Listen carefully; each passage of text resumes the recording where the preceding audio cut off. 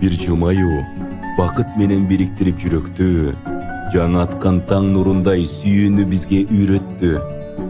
Бир тилектен кыялданып, асман мыйзам алдында биз сүйүүгө, бир бүлөгө ант бердик.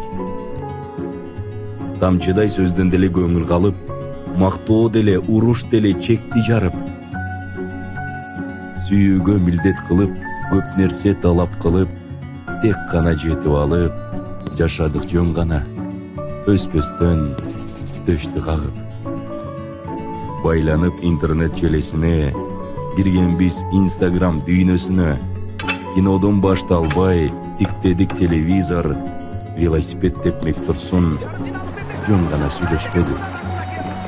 Калды китеп, пьеса, театр, чыгармалар, канча сонун үй бүлө тирүү жандар.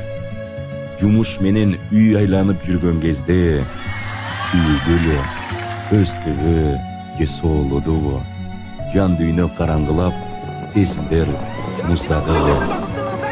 Каражанды багабыз деп, акчаны табабыз деп, маданиятты, өнөрдү тепседикпи? Үмүттүн баары өчүп, өксүктө калабызбы?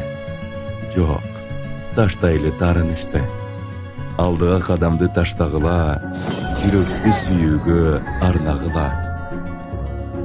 5 жыл, 10 жыл, 20 жыл өтсө дагы, тиричилик түйшүгү алса дагы, сүйүүнүн антын эстегиле, жашоонун антында бир болгула, умтулган кыялдардан кетпегиле.